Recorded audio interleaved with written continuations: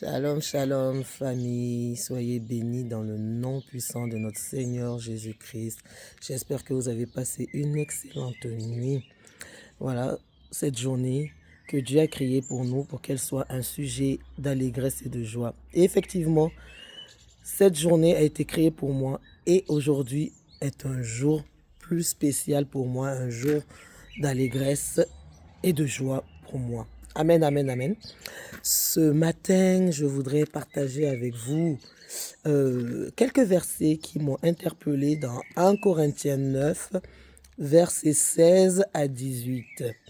Voilà, la parole de Dieu nous dit, « Car si j'évangélise, je n'ai pas de quoi me glorifier, car c'est une nécessité qui m'est imposée, car malheur à moi si je n'évangélise pas, car si je fais cela volontairement, j'en ai un salaire.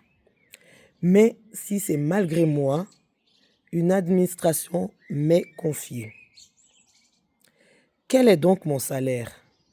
C'est que en évangélisant, je rends l'évangile exempt de frais pour ne pas user comme d'une chose à moi de mon droit dans l'évangile. » Alors, Paul parlait aux Corinthiens et par ces versets, il nous montre la nécessité, le devoir que nous avons, nous qui avons été rachetés au prix du sang de notre Seigneur Jésus, nous avons ce devoir d'évangéliser, d'annoncer la bonne nouvelle. Cette bonne nouvelle qui nous a affranchis, cette bonne nouvelle qui nous a permis, en acceptant cette bonne nouvelle, en acceptant le Seigneur Jésus-Christ comme notre Seigneur et Sauveur, de devenir enfant de Dieu et d'hériter de l'héritage de notre Seigneur Jésus et d'être appelé tout simplement enfant de Dieu. Nous avons reçu gratuitement. Je pense que chacun de nous n'a pas payé pour avoir cette bonne nouvelle.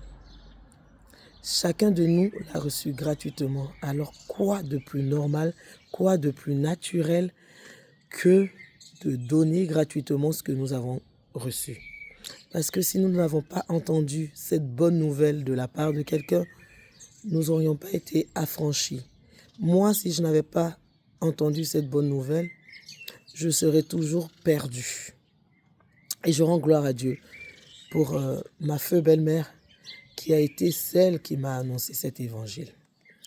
Je rends gloire à Dieu parce que quelqu'un n'a pas hésité à m'annoncer cette bonne nouvelle. Ça n'a pas été du premier coup que j'ai accepté cette bonne nouvelle. Mais le fait qu'elle ait continué à me parler de Jésus m'a permis qu'au moment où j'étais moins bien, mon esprit qui était déjà préparé parce que j'entendais la bonne nouvelle s'est ouvert et a permis que je puisse accepter le Seigneur Jésus. Et tout cela pour mon plus grand bien. Parce qu'aujourd'hui, je vous assure que je suis plus qu'heureuse d'être appelée enfant de Dieu. Je suis plus qu'heureuse de connaître Jésus. Jésus, c'est le chemin, la vérité et la vie. Nul n'arrive au Père sans passer par lui. Et il y a une telle joie à être dans le Seigneur Jésus. Il y a une telle paix à connaître Jésus. Même dans les difficultés, connaître Jésus nous permet d'affronter ces difficultés avec sérénité. Et aujourd'hui, où vraiment c'est un jour spécial pour moi, c'est le jour où Dieu a permis que, il y a quelques années, je vienne au monde. Même si peut-être un d'entre vous, ou nous n'avons pas été désirés par nos parents, Dieu, le Père, lui, il nous avait désirés. Et c'est vraiment avec grand plaisir qu'en lisant ce matin ces versets-là, mon cœur a bouillonné encore plus d'amour pour le Seigneur Jésus. Et je me dis, si Dieu a permis que je sois là, c'est pour qu'il y en ait d'autres qui le connaissent. Parce qu'il m'a donné tellement cette paix, cette joie, cet amour. Il m'a rempli d'amour. Que quoi de tellement mieux que de donner gratuitement ce que j'ai reçu gratuitement, c'est-à-dire la bonne nouvelle. Alors vraiment, je voudrais ce matin nous inviter à prendre conscience que nous avons un devoir en tant qu'enfants de Dieu. C'est d'annoncer la bonne nouvelle à toutes ces personnes qui ne connaissent pas Jésus. C'est de montrer que Jésus est la solution. Jésus est la vie. Jésus est l'amour.